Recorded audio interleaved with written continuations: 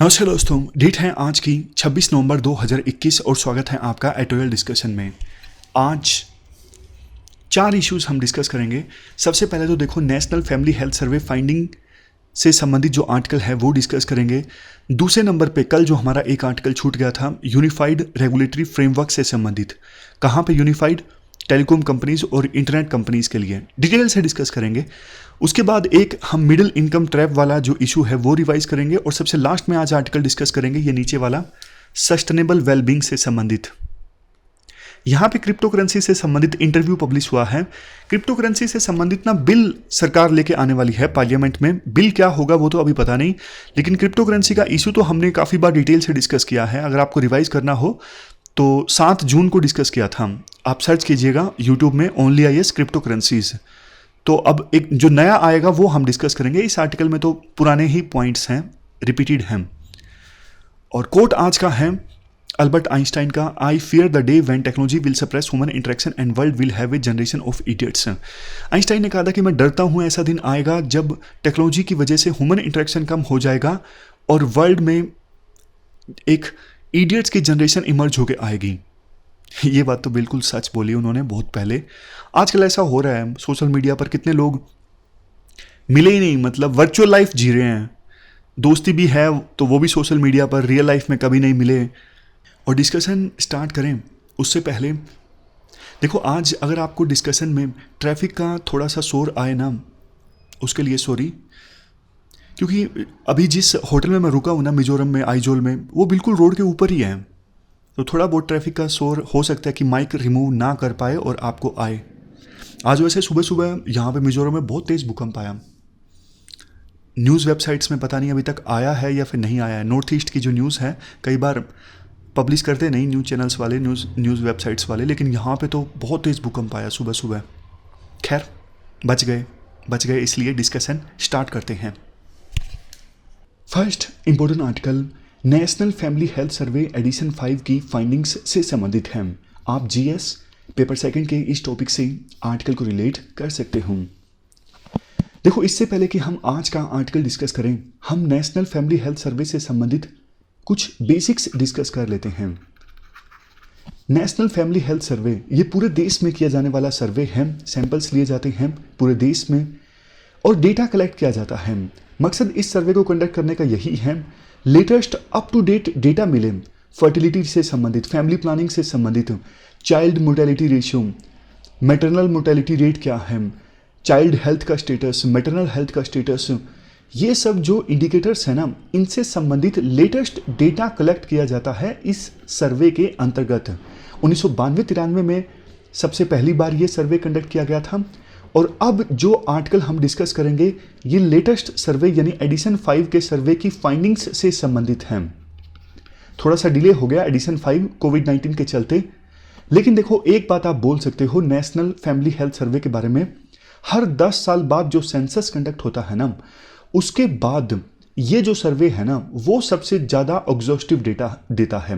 मतलब सेंसस से तो ऑफकोर्स हमारे देश में जो डेटा मिलता है सबसे ज़्यादा डेप्थ का डेटा और एग्जॉस्टिव डेटा मिलता है, लेकिन सेंसस के बाद नेशनल फैमिली हेल्थ सर्वे ऐसा सर्वे है जो सबसे ज़्यादा एग्जॉस्टिव और डेप्थ वाला डेटा प्रोवाइड करता है। फ़ायदा इसका ये होता है, जब देखो इतना ज़्यादा डिटेल्ड डेटा मिलेगा फैमिली हेल्थ से संबंधित तो सरकार को भी पता लगेगा ना कहाँ डेफिशिएंसीज हैं, कहाँ कमियां हैं जिन्हें इम्प्रूव करने की आवश्यकता है, क्या फर्दर स्टेप्स लिए जा सकते हैं या फिर ऑलरेडी जो स्कीम्स या फिर पॉलिसीज़ हैं उनको कैसे अमेंड करने की आवश्यकता है।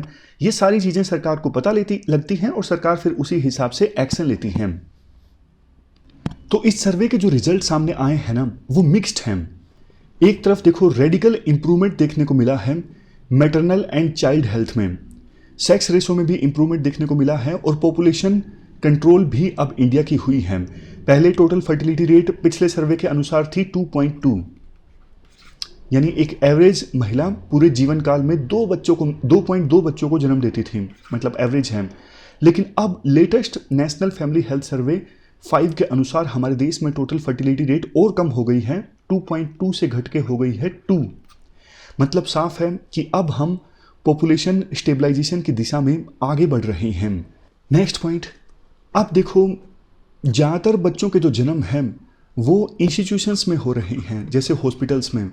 हॉस्पिटल्स में बच्चों का जन्म जब होता है ना, तो देखो हर प्रकार की बच्चे की और मदर की जो बेहतर हेल्थ है वो सुनिश्चित की जा सकती है एज़ कंपेरिजन टू आज भी रिमोट एरियाज़ में दाई जो बच्चों का जन्म करवाती है ना, तो उसमें कॉम्प्लिकेशन हो जाने पर बच्चे की कई बार डेथ हो जाती है, मदर की डेथ हो जाती है।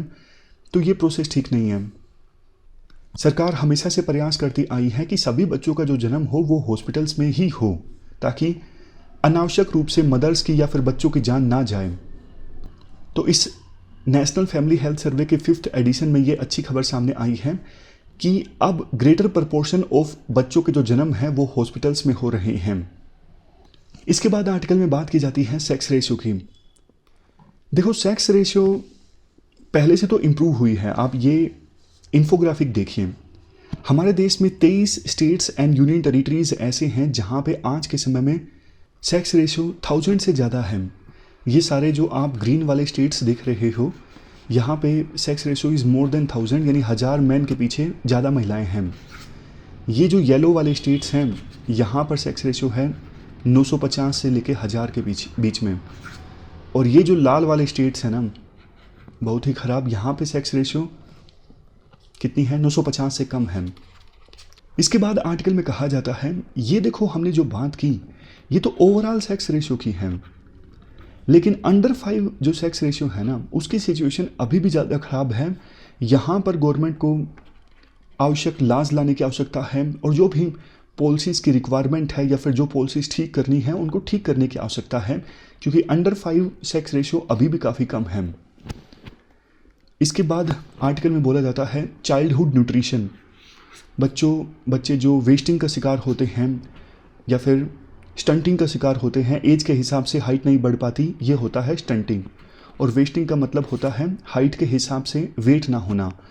तो थोड़ा थोड़ा इम्प्रूवमेंट तो हुआ है, लेकिन ये इनसफिशिएंट है। यहाँ पर देखो मार्जिनल इम्प्रूवमेंट हुआ है, लेकिन ये बहुत ही ज़्यादा इनसफिशिएंट है।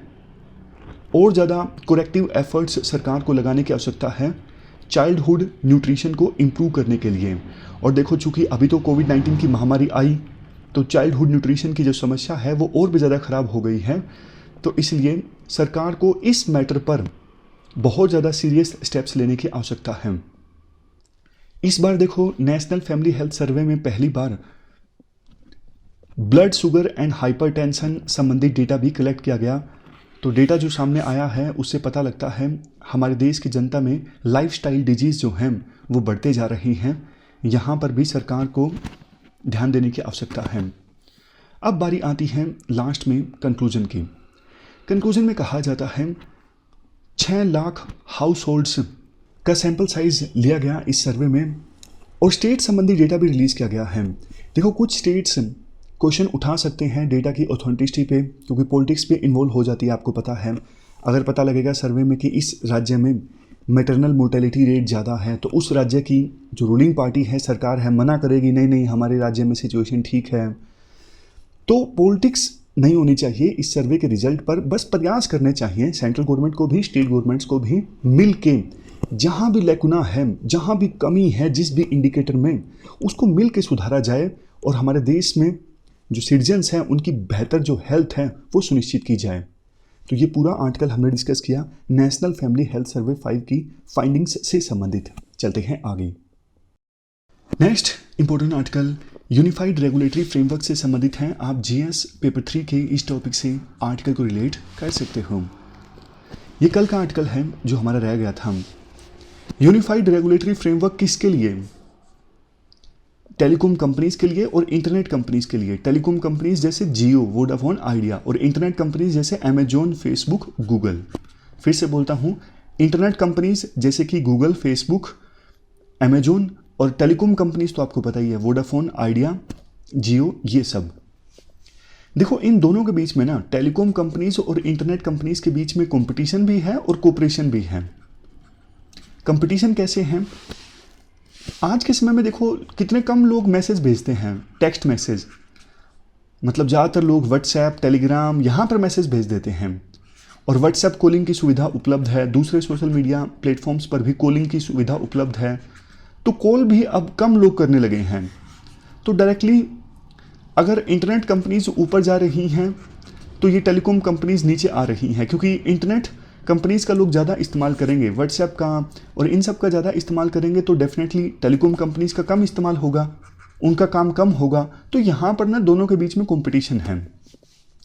यूके का डेटा भी है कि एसएमएस वॉल्यूम जो है पिछले 5 सालों में 0.5 to 10 बिलियन तक कम हो गया है, बहुत ही ज़्यादा कम हो गया है। और कॉलिंग की सुविधा उपलब्ध है, इसलिए टेलीकॉम कंपनीज को एक अलग ही तरह का थ्रेट है। तो ये तो हमने बात की कंपटीशन की। अब बात करें कोऑपरेशन कैसे चलता है। आपको एक बात बताऊं, फेसबुक की, गूगल की, दोनों की हिस्सेदारी है रिलायंस जियो में। चलो ये छोड़िए, हिस्सेदारी तो आपको लगता होगा कि ऐसे भी हो गई होगी। रिलायंस जियो ने ना थोड़े समय पहले गूगल के साथ टाई अप किया था हैंडसेट्स के लिए।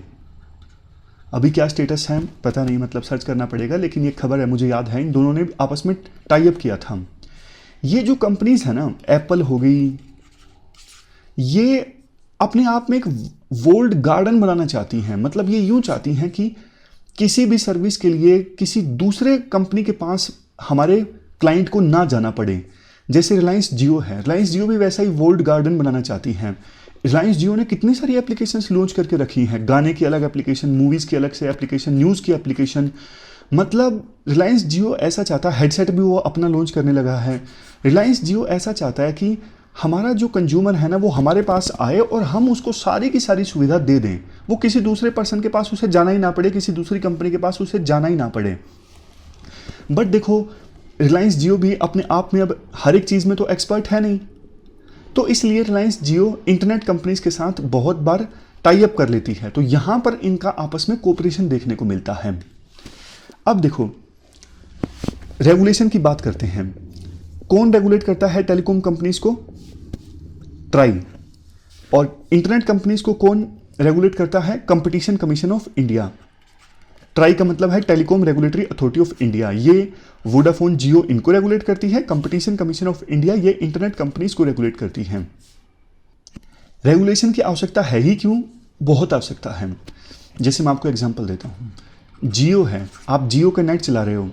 जियो चाहे ना ऐसा कुछ कर सकता है कि आपकी साइट पे फेसबुक साइट जो है वो तो जल्दी से खुल जाए 1 सेकंड के अंदर अंदर, लेकिन फेसबुक की जो कंपटीटर साइट्स है ना वो 1 मिनट के अंदर खुले।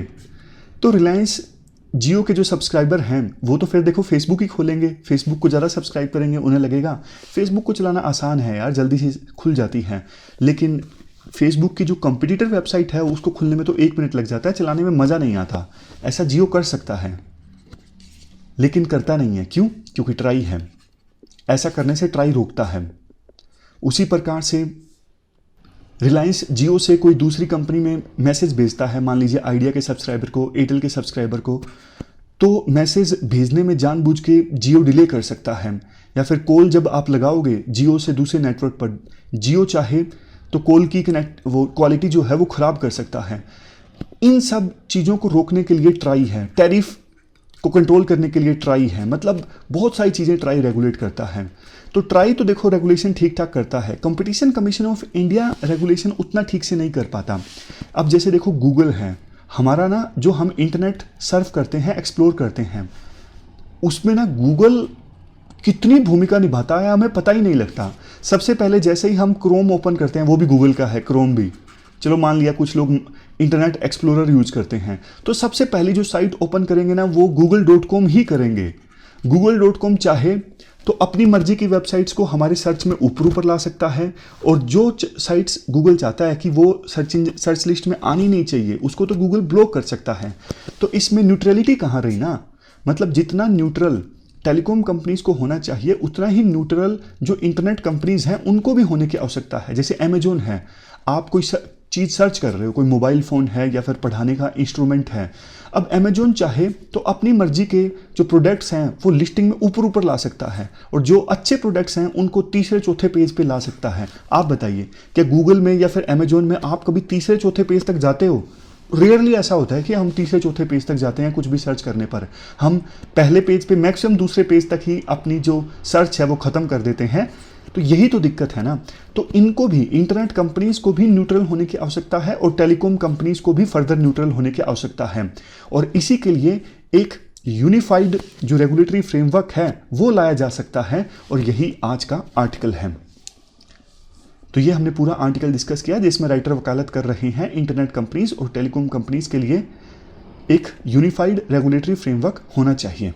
आप जीएस पेपर 3 के इस टॉपिक से आर्टिकल को रिलेट कर सकते हो। देखो, gross national income per capita के आधार पर विभिन्न कंट्रीज को इन कैटेगरीज में डिवाइड किया जा सकता है। जिस देश में gross national income per capita $995 से कम है तो वो देश आएगा लो इनकम कैटेगरीज में। उसके बाद जिन देशों में gross national income per capita 996 से लेके 3,895 के बीच है तो वो देश आएगा लोअर मिडिल इनकम कैटेगरी में।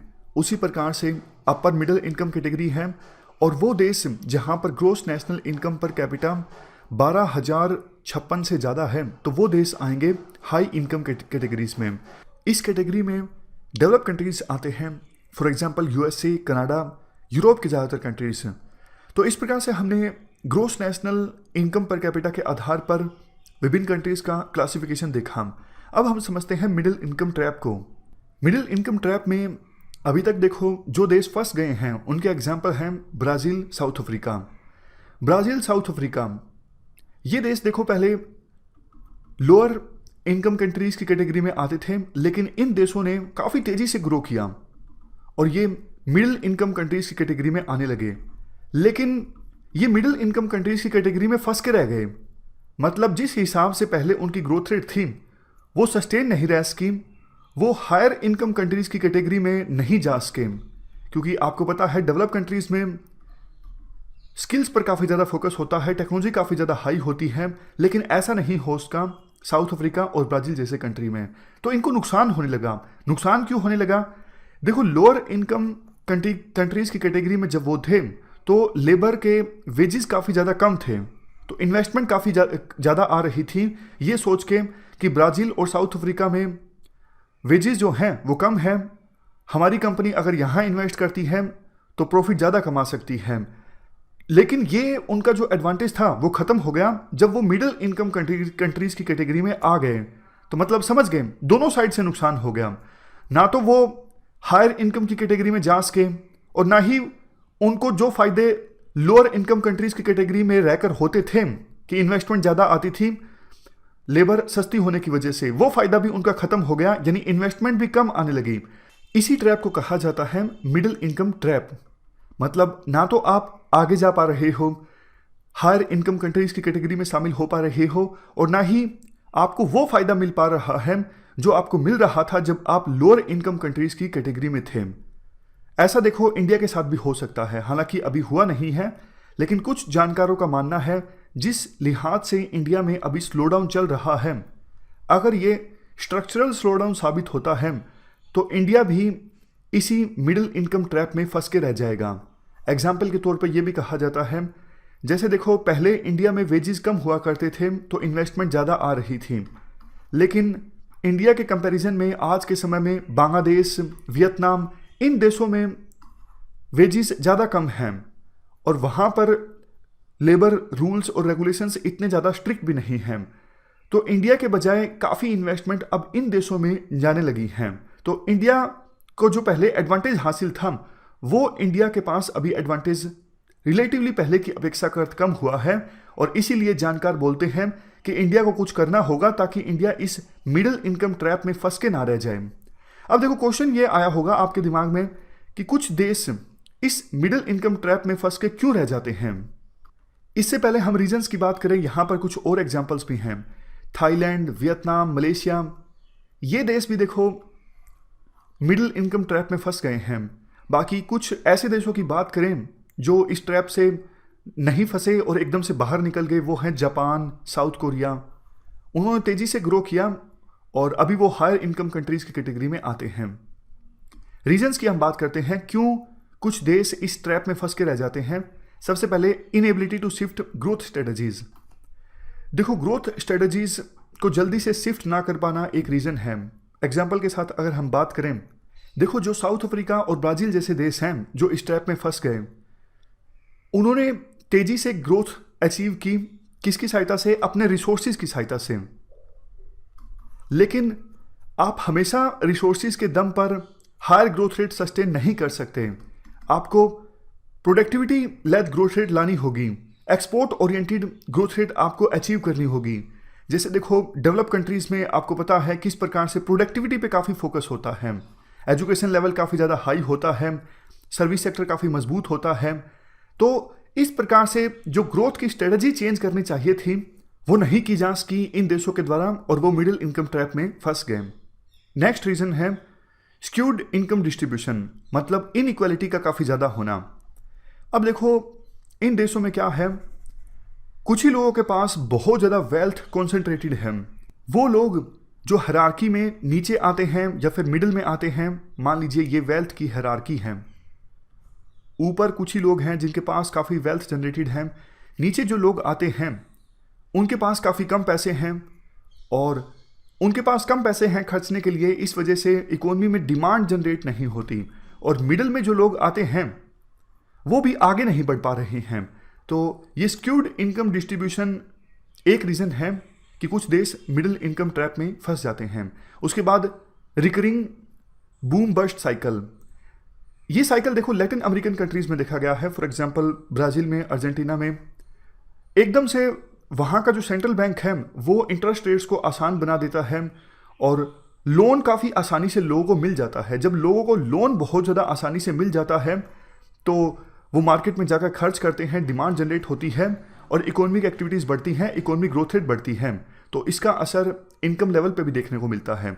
लेकिन उसके बाद जितना लोन दिया गया था वो वापस नहीं आ पाता। जैसे इंडिया में नॉन परफॉर्मिंग एसेट क्रिएट हो गया, तो वहाँ पे एकदम से जब लोगों को लोन मिलता है तब तो इकोनॉमिक एक्टिविटीज़ क्रिएट हो जाती हैं, लेकिन उसके बाद फिर से स्लो डाउन आ जाता है उन देशों में। तो ये साइकिल चलता रहता है। एकदम से लोन ज़्यादा दिया तो क्या हुआ, ग्रोथ रेट बढ़ी, फिर उसके बाद स्लो डाउन आया, फिर दोबारा ग्रोथ रेट बढ़ी, फिर स्लो डाउन आया। ये साइकिल चलता रहता है, लेकिन इस साइकिल से वो देश बाहर नहीं निकल पाते। समझ गए?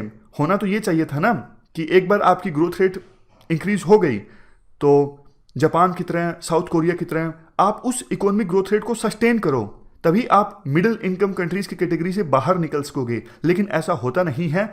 ये साइकिल जो है ग्रोथ स्लो डाउन का और हायर ग्रोथ रेट का ये चलता रहता है और ट्रैप में फंस के रह जाते हैं कुछ देश।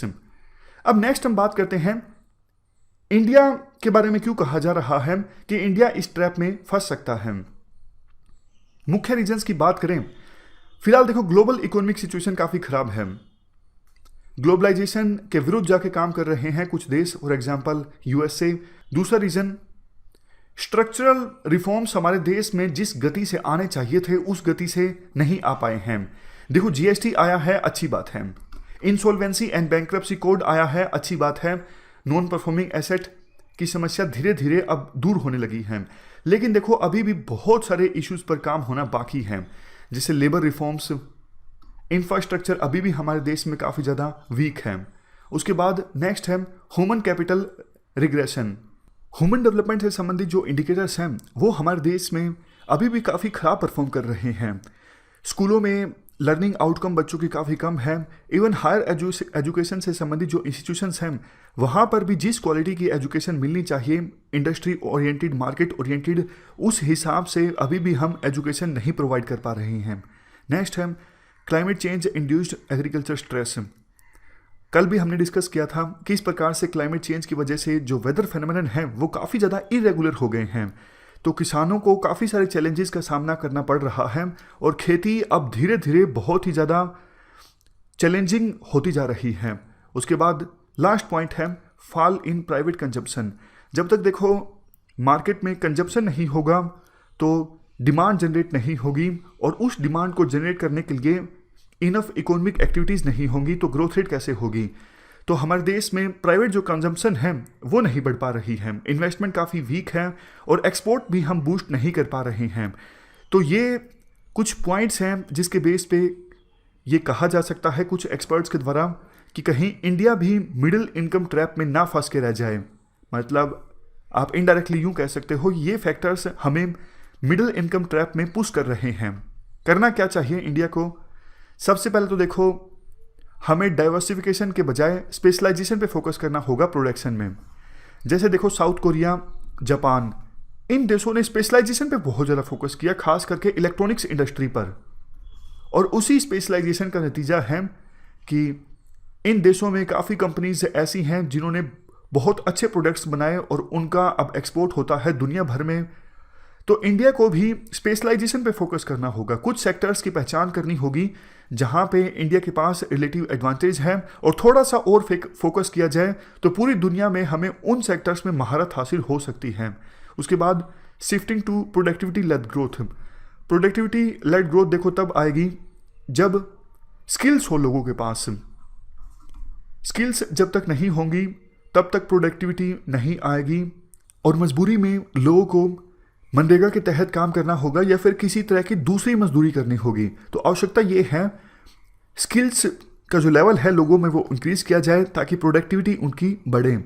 उसके बाद जो नेक्स्ट पॉइंट है, हमें प्रोफेशनल टैलेंट के लिए अपॉर्चुनिटीज़ क्रिएट करनी पड़ेगी। देखो जो प्रोफेशनल टैलेंट होता है काफ़ी ज़्यादा मोबाइल होता है। मतलब इंडिया में जिन लोगों के पास एक्सपर्टीज़ है, जिन लोगों के पास टैलेंट है, वो कोई ज़रूरी नहीं इंडिया में रुकेंगे अगर उनको इंडिया में अपॉर्चुनिटीज़ नहीं मिलती हैं। आप देख लीजिए किस प्रकार से माइक्रोसॉफ्ट या दूसरी बड़ी कंपनीज के जो सीईओ हैं वो इंडियन हैं, तो वो बाहर जाते हैं। इससे अच्छा आप इंडिया में ऐसी अपॉर्चुनिटीज़ जनरेट करो ताकि प्रोफेशनल टैलेंट हमारे देश से बाहर ना जाए, बल्कि अपॉर्चुनिटीज़ इतनी ज़्यादा अच्छी होनी चाहिए कि दूसरे देशों के जो प्रोफेशनल टैलेंट है वो भी इंडिया में आए काम करने के लिए। उसके बाद नेक्स्ट है इफेक्टिव कंपटीशन के रास्ते में जो बैरियर्स आती हैं, बाधाएं आती हैं, आप उन बाधाओं को हटाओ। जैसे देखो लेबर जो लॉज हैं काफ़ी ज़्यादा स्ट्रिक्ट हैं। गवर्नमेंट काफ़ी बार ऐसी चीज़ें कर देती हैं कि कुछ कंपनीज को फ़ायदा मिल जाता है, कुछ कंपनीज को नुकसान हो जाता है। तो जैसे ई कॉमर्स पॉलिसी जब आई थी अभी कुछ ही समय पहले, तो हमारी डोमेस्टिक कंपनीज को रिलेटिव एडवांटेज हासिल था, जबकि अमेजोन और फ्लिपकार्ट जैसी कंपनीज का कहना था कि हमें इससे नुकसान होगा।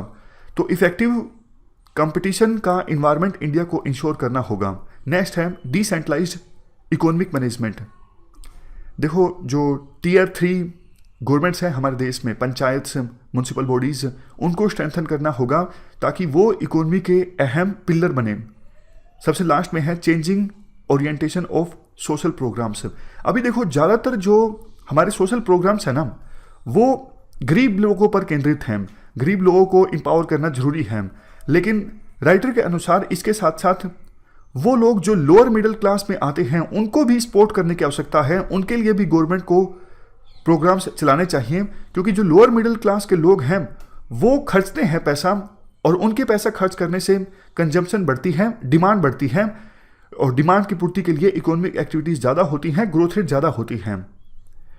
तो ये हमने कुछ सजेशंस की बात की कैसे इंडिया इस मिडिल इनकम ट्रैप को अवॉइड कर सकता है। इसके बाद नेक्स्ट आर्टिकल क्लाइमेट चेंज से संबंधित है। आप जीएस पेपर 3 के इस टॉपिक से आर्टिकल को रिलेट कर सकते हो।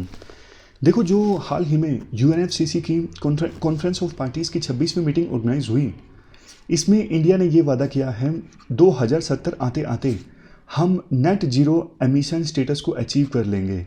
नेट जीरो स्टेटस मतलब जितना कार्बन एमिट होगा इंडिया से उतना ही एब्जॉर्ब भी हो जाएगा। बाकी वेस्टर्न कंट्रीज़ ने इसके लिए टारगेट रखा है 2050 का।